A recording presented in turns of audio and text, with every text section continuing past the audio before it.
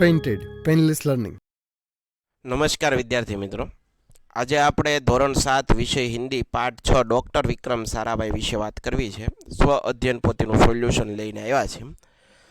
प्रश्न एक, उचित जोड़ मिलाकर कोष्टक में से सही जवाब लखिए. जोड़का जोड़वाना है मित्रों, बराबर है. जे तमे अहींया जोई शको जोड़का जोड़वाना है. पहला भटनागर पुरस्कार तो क्यारे, तो 12 ऑगस्ट, बराबर. जवाब आपेला है, जोई शको.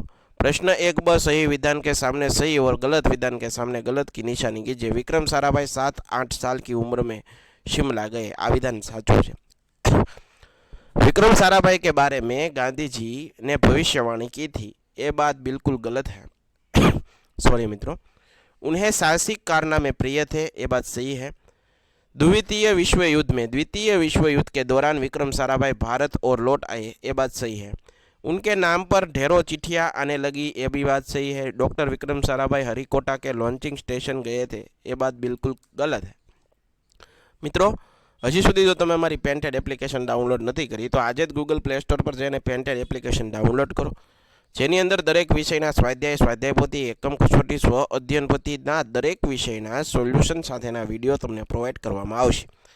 भावनगरनी अंदर जो तमे वसवाट करता हो तो एना माटे धोरण 8 થી 12 तमाम विषयों कोचिंग पूरुं पाडतुं कोचिंग इंस्टिट्यूट एटले के अल्फा एकेडमी खूब सरस मजाનું कोचिंग प्रोवाइड करे छे. खूब सरस मजाનું कार्य करी रही है आ संस्था. तो एमां तमे जोड़ाई शको, एनी साथे तमे जोड़ाई शको. यूट्यूब ની અંદર તમને મારા વિડીયો ગમ્યા હોય તો અમારી यूट्यूब ચેનલ છે પેન્ટેડ यूट्यूब ચેનલ, હજી સુધી સબસ્ક્રાઇબ નથી કરી, સબસ્ક્રાઇબ કરો. તમારા મિત્રો છે જે તમારી સાથે ભણી રહ્યા છે એને પણ તમે શેર કરો અને વિડીયો ગમતા હોય તો તમે એને લાઈક કરવાનું ભૂલતા નહીં. प्रश्न एक, घटनाओं के सही क्रम कोष्टक में लिखिए. तो पहले कयो क्रम आवशे, साइकिल पर विभिन्न कलाबाजियाँ करते हैं. त्यारबाद बीजू कयो आवशे, कैम्ब्रिज से गणित भौतिक में BSc की परीक्षा पास की. हिमालय की ऊंची चोटियाँ सर्वाधिक उपयोग होगी. भारतीय अनुसंधान केंद्र का गठन. त्यारबाद लोक विज्ञान केंद्र एवं नेहरू विकास संस्थान की स्थापना. और छठो, अंतर्राष्ट्रीय गुण मंच के 4वीं परिषद के प्रमुख बने. स्टेशन प्रश्न के सही विकल्प में से निशान कीजिए. हमें यशस्वी बनने के लिए क्या करना पड़ता है? कर्म. कर्म बिना कुछ भी नहीं. पर्यायवाची शब्द की गलत जोड़ पहचानिए. सुझाव यानी कि परामर्शन. त्रीजू, विरोधार्थी शब्द की सही जोड़ नहीं है. हल यानी कि निहल. बालक बड़ा होकर यशस्वी बनेगा. रेखांकित शब्द न का अर्थ नहीं होता. कुख्यात. सही वर्तन पहचानिए. उत्कृष्ट. प्रश्न के अनुसार लिखिए, प्रश्नों के उत्तर लिखिए. डॉक्टर विक्रम साराभाई ने कौन कौन से संस्थान की स्थापना की? डॉक्टर विक्रम साराभाई ने सन 1947 में अहमदाबाद में भौतिक अनुसंधान प्रयोगशाला की स्थापना की. अहमदाबाद में ही उन्होंने टेक्सटाइल इंडस्ट्री रिसर्च एसोसिएशन की आधारशिला रखी. विक्रम साराभाई के ही प्रयास से अहमदाबाद में लोकप्रिय विज्ञान केंद्र एवं नेहरू विकास संस्थान की भी स्थापना हुई. नेहरू विकास संस्थान की स्थापना हुई. विक्रम साराभाई कौन कौन से संस्थानों के साथ जुड़े हैं? परमाणु ऊर्जा आयोग के सदस्य बनाए. डॉक्टर भाभा की मृत्यु के पश्चात परमाणु ऊर्जा संस्थान के भार युवा वैज्ञानिक डॉक्टर विक्रम साराभाई के कंधों पर ही आ गया. उन्होंने भारतीय अनुसंधान केंद्र के गठन किया. डॉक्टर विक्रम साराभाई ने जन सामान्य की विज्ञान के प्रति रुचि जागृत करने के लिए क्या कहा? विक्रम साराभाई के प्रति सामान्य जन की रुचि जागृत करने के लिए डॉक्टर विक्रम साराभाई ने अहमदाबाद के लोकप्रिय विज्ञान केंद्र और नेहरू विकास संस्थान की स्थापना की. भारत सरकार ने गुलबर्ग में वैज्ञानिक उपकरणों से कैसे एक प्रयोगशाला स्थापित की. ब्रह्मांड और सौरमंडल के कई जटिल प्रश्न का प्रायोगिक हल निकालने का श्रेय डॉक्टर विक्रम साराभाई को प्राप्त है. यह नहीं उनका सुझाव था कि कॉस्मिक किरणों पर प्रयोग के लिए हिमालय की ऊंची चोटियां सर्वाधिक उपयुक्त व अनुकूल न होगी. इसलिए भारत सरकार ने गुलबर्ग में वैज्ञानिक उपकरणों से लैस एक प्रयोगशाला की स्थापना की. डॉक्टर विक्रम साराभाई ने टेक्सटाइल इंडस्ट्री रिसर्च एसोसिएशन की आधारशिला क्यों रखी? देश में वस्त्रों उद्योग की तकनीकी समस्या के हल बन न निकलने के उद्देश्य से विक्रम साराभाई ने टेक्सटाइल इंडस्ट्री रिसर्च एसोसिएशन की आधारशिला न रखी. प्रश्नों के उत्तर लिखिए. डॉक्टर विक्रम साराभाई ने अपने नाम खुद को क्यों चिट्ठी लिखी होगी? शिक्षक ने कहा, तुम कैसे कह सकते हो कि व्यक्ति में बड़ा बनने की इच्छा बचपन से ही होती है? विद्यार्थी ने कहा, गुरुजी कहते हैं कि बच्चों के लक्षण पालने से ही दिखाई देते हैं. विक्रम साराभाई को ही लीजिए, उनमें प्रसिद्ध होने की इच्छा बचपन से ही जाग उठी थी। शिक्षक ने कहा, वह कैसे? विद्यार्थी ने कहा, 5-6 वर्ष की उम्र में उन्होंने लिखा कि उनके पिता के नाम रोज बहुत सारे पत्र आते हैं। उन्होंने सोचा, न कितना अच्छा हो अगर मेरे नाम भी अनेक पत्र आए। शिक्षक ने कहा, परंतु उनके नाम पत्र आते कैसे? विद्यार्थी ने कहा, यह तो बात थी। बालक विक्रम को भी पता न था कि उनके नाम पत्र आने वाला नहीं है। तब उन्होंने खुद ही पिताजी के नाम आए गए कई लिफाफों पर अपना नाम लिखा और लिफाफे पर डाकघर में डाला। इस तरह उनके नाम पर न अनेक चिट्ठियां आने लगी। शिक्षक ने कहा, सच यह घटना भविष्य में उनके महान व्यक्ति बनने की सूचक थी। डॉक्टर विक्रम साराभाई साइकिल पर विभिन्न कलाबाजियां करते थे। इस विषय पर आपका क्या करना पसंद है? मुझे छोटी छोटी कविता बनाकर उन्हें गाना पसंद है। चुनाव के समय अपनी मनपसंद पार्टी के पक्ष में टक कर सवार होना, प्रचार करना मुझे बहुत अच्छा लगता है। मैं जोशीले नारे लगाता हूँ, कविता में उस पार्टी की विशेषता और उपलब्धियाँ उजागर करता हूँ। मेरे इस शौक के पीछे मेरा कैसा भविष्य छिपा है यह मैं नहीं जानता। आपको विज्ञान का कौन सा आविष्कार पसंद है? क्यों? हमें विज्ञान का टेलीफोन का आविष्कार बहुत पसंद है, क्योंकि टेलीफोन से ही मदद से दुनिया किसी भी कोने बैठे हुए व्यक्ति से बात करता है। दुनिया में कोई भी कोने जानकारी मिल सकती है। आजकल तो स्मार्टफोन की मदद से समय देखना, हिसाब किताब करना, अंधेरे में प्रकाश, फोटो खींचना, ईमेल करना आदि बहुत सारे काम कर सकते हैं। इसलिए मुझे टेलीफोन का आविष्कार बहुत पसंद है। आप बड़े होकर क्या बनना चाहते हो? क्यों? हम बड़े होकर शिक्षक बनना चाहते हैं, क्योंकि शिक्षक अपने विद्यार्थियों को कुछ करने के लिए प्रेरित करते हैं। शिक्षक अपने विद्यार्थियों को शिक्षा देते हैं, इससे कोई विद्यार्थी आगे बढ़ सकता है। मैं शिक्षक बनकर अपने समाज के लोगों को शिक्षित करना चाहता हूँ। इस तरह मैं अपने देश की सेवा कर सकता हूँ, इसलिए मैं शिक्षक बनना चाहता हूँ। किसी व्यक्ति को सम्मान क्यों प्रदान किया जाता है? जब किसी ने समाज के लाभ के लिए कार्य होता है, या फिर किसी क्षेत्र में ऊंचे नाम कमाया हो, या किसी के हित में कोई कार्य किया हो, या पढ़ाई में अच्छे नंबर लाए, तो सम्मान के लिए पात्र बनते हैं। शब्दों के उचित क्रम लिखकर अर्थपूर्ण वाक्य बनाए। महान एक विक्रम साराभाई वैज्ञानिक थे। विक्रम साराभाई एक महान वैज्ञानिक थे। विक्रम साराभाई 8 भाई बहन थे। उनका परिवार एक प्रतिष्ठित उद्योगपति परिवार था। उन्हें साहसिक कारनामे प्रिय थे। वह बालक बड़ा होकर बहुत यशस्वी बनेगा। निम्नलिखित शब्दों का बयान परिवर्तन करके वाक्य प्रयोग कीजिए। लड़का पढ़ रहा है, लड़के पढ़ रहे हैं। वह मूर्ति अच्छी है, वह मूर्तियाँ अच्छी हैं। चिट्ठी यानी कि चिट्ठियाँ, उससे मुझे चिट्ठी भेजी, उसने मुझे चिट्ठियाँ भेजी। डाल पर बैठा तोता उदास था, डाल पर बैठे तोते उदास रहे थे। लिफाफा यानी कि लिफाफे, वह लिफाफा दे दो, ये लिफाफा दे दो। निम्नलिखित विधानों से सर्वनामिक ढूंढकर उन्हें वर्गीकृत कीजिए। यह लड़का बड़ा बहादुर है, मुझे कोई बचाओ, अंधेरे में कुछ भी हो सकता है। और वह महाभारत का पात्र है, वे गांव जा रहा है और उन्हें मत सताओ। छोटे हुए सर्वनाम का वर्गीकरण। निश्चयवाचक सर्वनाम यह वह वे, अनिश्चयवाचक सर्वनाम कोई कुछ उन्हें।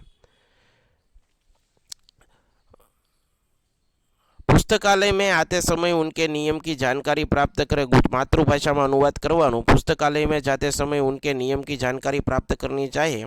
वह जाकर उसी पुस्तक को पढ़नी चाहिए, उनकी आपको ज़रूरत है। पुस्तकालय में ऐसी अनेक पुस्तकें होती है। यदि विद्यार्थी पुस्तकालय में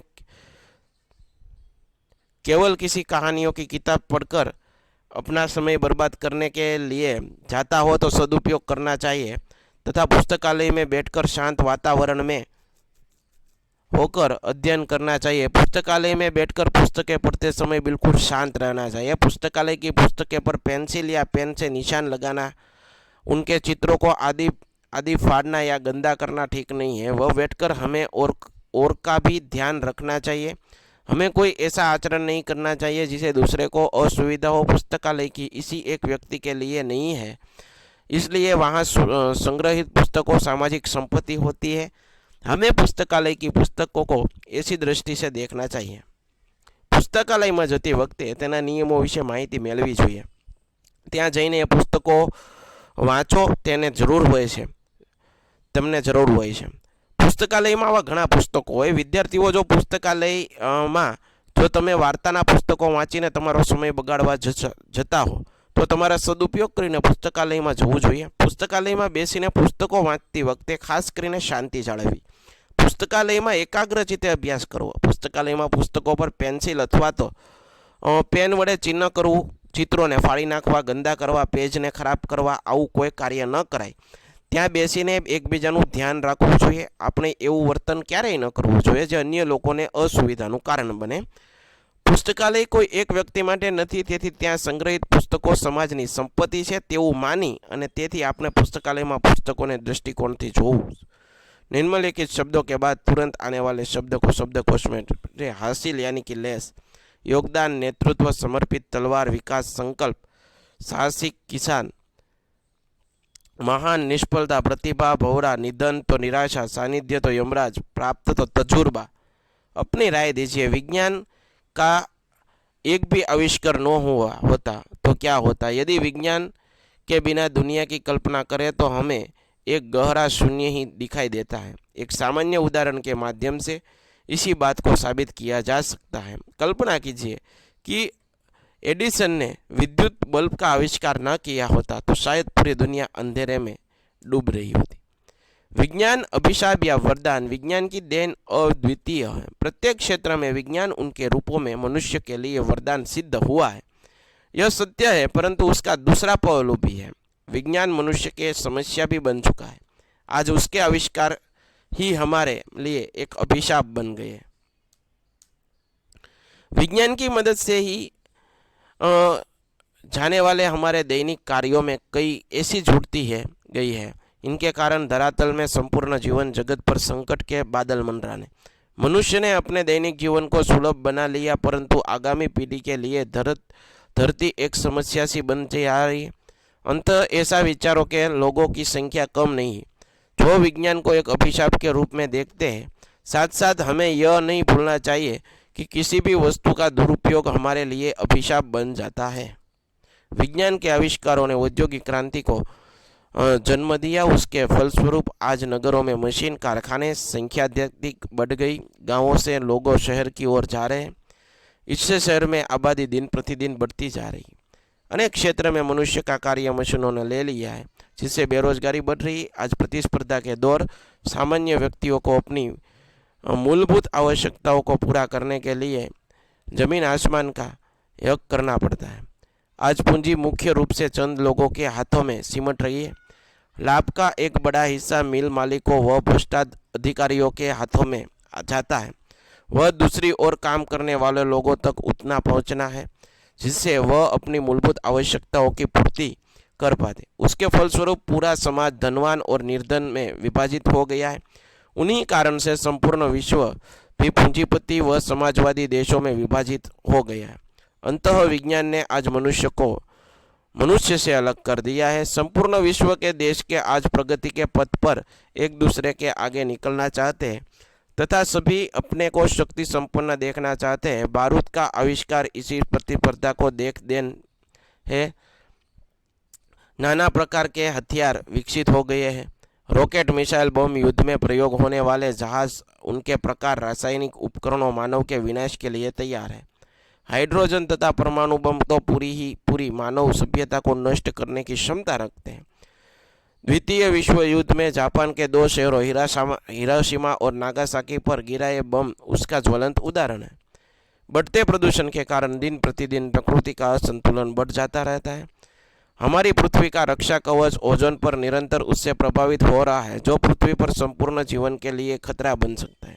विज्ञान ने यदि मनुष्य को चंद्रमा पर पहुंचाया है तो उसने उसे विनाश के गर्त भी ला खड़ा है. वास्तविक रूप में यदि इसका अवलोकन किया जाए तो हमें देखते ही कि उसकी शक्ति अपार है. हम मनुष्य के अपने विवेक पर है कि वह उसका न प्रयोग किस प्रकार करता है. विज्ञान का समुचित दिशा न में किए गए उपयोग इसके लिए वरदान सिद्ध हो न सकता है, वही दूसरी और उसका दुरुपयोग कर उसके लिए अभिशाप भी बन सकता है. आशा राखूं मित्रों તમને આ સોલ્યુશન ગમ્યું છે. ફરીવાર નવા વિડીયો સાથે મળશું. ત્યાં સુધી જય હિન્દ, જય ભારત, ધન્યવાદ. Painted Painless Learning.